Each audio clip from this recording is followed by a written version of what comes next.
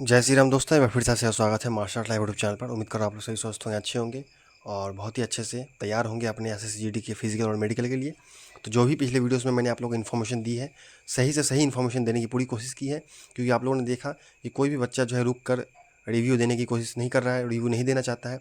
अब पता नहीं क्या कारण है। मैं समझ सकता हूँ कि आप लोग मेंटली काफ़ी ज़्यादा परेशान हैं, क्योंकि अंदर भी बहुत ज़्यादा समय लग रहा है। मैं खुद पिछली बार इस तरह का झेल चुका हूँ, आर्मी का भी झेल चुका हूँ और फिजिकल क्वालिफाइड भी हूँ। मेडिकल में कुछ प्रॉब्लम की वजह से मैं छट गया था। तो जितना भी मेरा एक्सपीरियंस है उसके अकॉर्डिंग, और मैं 2 दिनों से, पिछले 2 दिनों से वहाँ जाकर परसों और मतलब कल और आज जाकर वहाँ पर सारे मतलब आप लोगों को जानकारी दे रहा हूँ। तो इस वीडियो में हम मुझे जितनी भी जानकारी प्राप्त हुई है और जो भी आप लोग कमेंट्स कर रहे हैं, बार बार हर सेकंड में कमेंट्स कर रहे हैं, तो मैं उनके सारे डाउट्स क्लियर करना चाहूँगा। तो देखिए, हम लोग का टॉपिक क्या है, ग्राउंड कैसा है, कितना समय लगेगा, शूज़ पहन के रनिंग करें या नहीं करें, पहला टॉपिक। एंट्री टाइमिंग कितना है, एग्जिट टाइमिंग कितना है, कितने बजे, वॉच पहन कर दौड़ सकते हैं या नहीं दौड़ सकते हैं, मेडिकल कहाँ होगा, कितने समय तक होगा, और डॉक्यूमेंट कब लिया जाता है, मतलब कब डॉक्यूमेंट वेरिफिकेशन हो रहा है, पहले हो रहा है या मेडिकल के बाद में हो रहा है, हाइट कैसे लिया जा रहा है, चेस्ट कैसे लिया जा रहा है, रूम कहाँ एवं किराया कितना मिलेगा, मतलब कितना दिया देना पड़ेगा, हाइट में अपील करने का तरीका। सबसे मेन पॉइंट यही है कि आप लोग बोल रहे हैं कि मेरा हाइट 171 है, और जैसे कि मैंने वीडियो में बताया कि मुझसे भी एक लंबा हाइट में था, उसको भी हाइट में छाड़ दिया गया और अपील वगैरह वहाँ उसको सुना नहीं, मतलब वहाँ पर। तो अपील किस तरह से करें ताकि सुनने की गुंजाइश बढ़ जाए आप लोगों के, ठीक है। अगर किसी को हाइट में प्रॉब्लम हो रही है तो किस तरह से अपील करना है उसके बारे में बताऊँगा।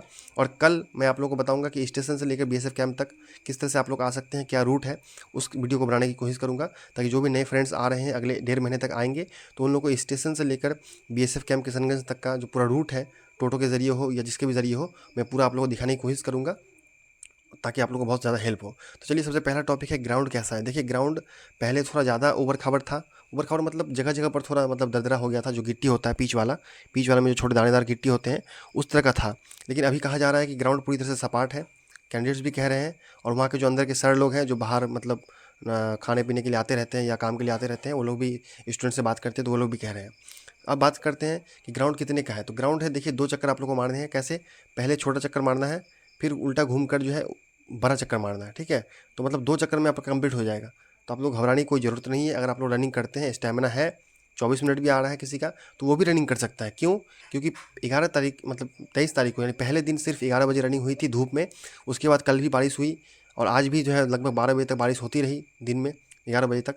तो मौसम काफ़ी ठंडा हो चुका है और 8 बजे तक रनिंग कंप्लीट हो रही है। कल भी 8 बजे रनिंग कंप्लीट हो गई थी, आज भी 8 बजे रनिंग कंप्लीट हो गई है।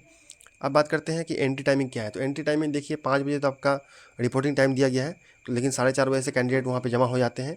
और जो जमा हो जाते हैं तो धीरे धीरे उनको ले भी लिया जाता है, कभी थोड़ा लेट से लिया जाता है 5 बजे के बाद, या कभी 5 बजे से पहले भी अंदर ले लिया जाता है, ठीक है, जो फिजिकल के लिए आ रहे हैं। लेकिन जो मेडिकल के लिए आ रहे हैं उनका जो एंट्री टाइमिंग है वो 7 बजे दिया गया है, और डी मेडिकल वाले को भी 7 बजे बुलाया गया है, ठीक है। अब बात करते हैं कि मेडिकल कहाँ होगा। अच्छा, नेक्स्ट है बात कि वॉच पहन कर रनिंग कर सकते हैं कि नहीं। तो बिल्कुल वॉच पहन कर रनिंग कर सकते हैं, इसमें कोई आप लोगों को दिक्कत नहीं है। वॉच पहन के रनिंग कर सकते हैं, एंकलेट पहन के रनिंग कर सकते हैं, लेकिन शूज़ पहन के रनिंग जरूर करना। क्योंकि कहीं भी अगर एक भी पत्थर रहा, मान लीजिए रोड कितना भी सपाट हो, कितना भी क्लीन हो, एक भी अगर पत्थर रहा तो वो आपका जख्म कर सकता है और आप रनिंग से बाहर हो सकते हैं। तो शूज़ पहन के रनिंग करेंगे तो इसमें आपका कोई बुराई नहीं है। अगर आपने खाली पैर भी रनिंग किया है तो शूज़ पहनने में आपको क्या दिक्कत है, ज़्यादा परेशानी नहीं होनी चाहिए, ठीक है। थोड़ा टाइटनेस फील होगा, इसके अलावा आपको जंप तो मिलेगा ही नीचे से। तो मैं कहूँगा कि आप शूज़ पहन के रनिंग जरूर करें। नेक्स्ट पॉइंट है कि मेडिकल कहाँ होगा और कितना समय लगेगा, और डॉक्यूमेंट मेडिकल से पहले हो रहा है या बाद में हो रहा है। तो देखिए, जब पहला दिन आप लोग जाएंगे तो उसी दिन फिजिकल होगा, और उसी दिन फिजिकल जल्द से जल्द 9-10 बजे तक तो कंप्लीट हो ही रहा है, ठीक है। मतलब पूरा प्रोसेस फिजिकल का हो रहा है। उसके बाद आप लोग का डॉक्यूमेंट वेरिफिकेशन भी उसी दिन हो रहा है, और जो ब्लड टेस्ट और एक्सरे है पॉसिबल हो तो वो भी करा लिया जा रहा है फर्स्ट दिन में ही। और दूसरे दिन आपका फुल मेडिकल होगा, और उसमें अगर कुछ प्रॉब्लम होगा तो तीसरे दिन आपका डी मेडिकल होगा, ठीक है। अब बात करते हैं कि हाइट कैसे लिया जा रहा है। देखिए, हाइट के लिए जो है एक ही कैंडिडेट से बात हो पाई है जिसको छाड़ दिया गया था। और हाइट में, क्योंकि उनका हाइट उन्होंने कहा कि 171 है, और मैंने भी देखा कि मुझसे ज़्यादा हाइट है।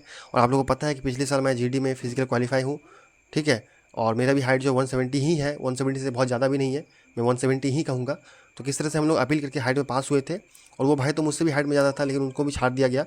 लेकिन आप लोग किस तरह से अपील कर सकते हैं ताकि आप लोग का अपील जो है सुना जाए, और सही तरीके से कैसे कर सकते हैं वो मैं आप लोगों को बताऊंगा।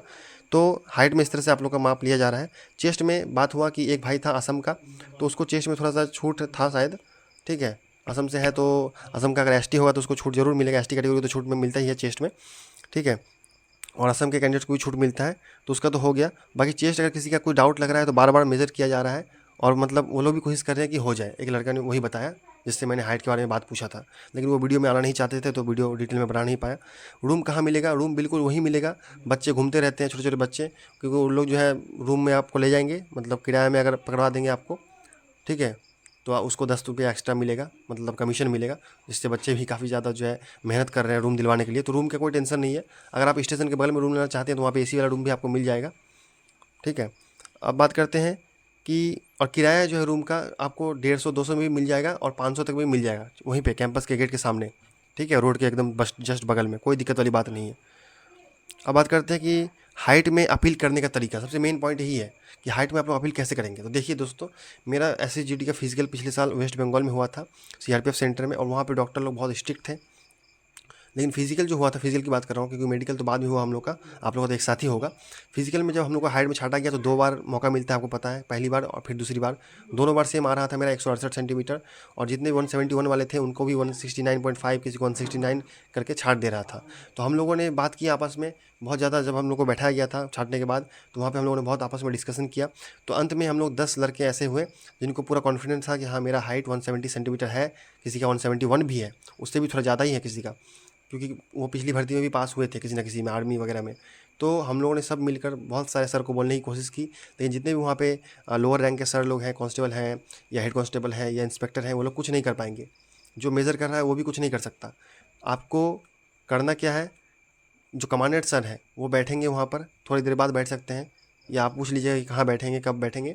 तो कमांडेंट सर जब बैठेंगे तो कमांडेंट सर से ही जाके विनम्र तरीके से सभी लड़के जाके बोलेंगे, एक लड़का आगे बढ़ के बोलेंगे, बाकी सभी लड़के सामने रहेंगे कि सर ऐसी ऐसी बात है, हम लोगों ने हाइट बहुत बार नापा है, हॉस्पिटल में नापा है, घर में नापा है, और पिछली भर्ती में भी हम लोग हाइट में क्वालिफाई है, लेकिन यहाँ पर हाइट सर कम बताया जा रहा है, हम लोग को लगता है कि सर स्केल थोड़ा ख़राब है। ऐसे आप बता सकते हैं बिल्कुल विनम्र तरीके से, जैसे हम लोगों ने किया था। तो वो बोलेंगे, हम लोगों उन्होंने ऐसे बोला था कि ठीक है आप लोग बैठिए। तब फिर उन्होंने दूसरा स्केल लिया, अगर वहाँ पे और भी स्केल होंगे और आप लोगों को बुलाया जाएगा, क्योंकि वो स्केल में तो गड़बड़ी लग रही है आप लोगों को, तो दूसरे स्केल से हो सकता है आप लोग का मेजरमेंट बुला कर लिया जाए। कमांडेंट सर हम लोग का खुद लिए थे, तो हो सकता है कमांडेंट सर दूसरे से दिलवाएँ, ठीक है, लेकिन आप लोगों को मौका मिलेगा। फिर अगर आप लोगों का किसी का पुड़ जाता है हाइट कि हाँ 170 सेंटीमीटर पुड़ रहा है, तो कमांडेंट सर को भी लगेगा कि हाँ इन लोग जो है सही बोल रहे हैं, इन लोग का किसी ना किसी का मतलब 170 है, फिर भी जो है कम हो रहा है। क्योंकि कमांडेंट सर, मैं उम्मीद करता हूँ कि भ्रष्टाचार में संलिप्त नहीं होंगे, अगर कोई होते भी हैं तो मुझे जानकारी नहीं है इसकी, लेकिन जैसा कैंडिडेट बता रहे हैं तो मैं उम्मीद करता हूँ कि जो कमांडेंट सर हैं वो पूरी तरह से पारदर्शिता से आप लोगों को भर्ती दिलाने की कोशिश करेंगे। तो इस तरह से आपको मौका मिलेगा। हो सकता है कि स्केल में गड़बड़ी हो, जिसकी वजह से जिनका हाइट ज़्यादा है उनको कम लेकर छाट दिया जा रहा है। तो इस तरह से अगर आप लोग अपील करेंगे तो बिल्कुल आप लोग पास हो सकते हैं। तो यही इन्फॉर्मेशन मैं आप लोगों को देना चाह रहा था। इसमें जितने भी इन्फॉर्मेशन मैंने दी है वो बिल्कुल जेन्युइन इन्फॉर्मेशन है। इसके अलावा डिटेल में मैंने किसी से बात नहीं कर पाई है, क्योंकि सभी को जो है रात में निकाला जा रहा है, और बारिश भी हो रही थी, कल से ही बारिश हो रही थी, आज 11 बजे तक बारिश हुई है, तो डिटेल में बात नहीं हुई है। और कल मैं आप लोगों को बताने की कोशिश करूँगा कि स्टेशन से आप लोगों को BSF कैंप कैसे पहुँचना है और किस तरह से आप लोग पहुँच सकते हैं। बिल्कुल 2 किलोमीटर का ही रास्ता है, कोई दिक्कत वाली बात नहीं है। फिर भी जिनको डाउट हो रहा है उनके लिए मैं कोशिश करूँगा कि समय मिले तो मैं वो वीडियो ज़रूर बनाऊँगा। तो चलिए दोस्तों, वीडियो पसंद आए तो वीडियो को लाइक कर सकते हैं, और कोई भी अगर है जो अपना इंटरव्यू मुझे देना चाहता है, मतलब फिजिकल का और मेडिकल का, जो BSF सेंटर में होने वाला है किशनगंज का, तो आप लोग मुझसे कांटेक्ट कर सकते हैं। ये इंस्टाग्राम आईडी आप लोगों को दिख रहा होगा, इस पर आप लोग कॉल कर दीजिए, मतलब मैसेज कर दीजिए, मैं तुरंत आप लोग को रिप्लाई दूंगा। और मिलता हूँ नेक्स्ट वीडियो में, तब तक जय हिंद, वंदे मातरम। वीडियो पसंद आए तो वीडियो को लाइक कर दीजिए।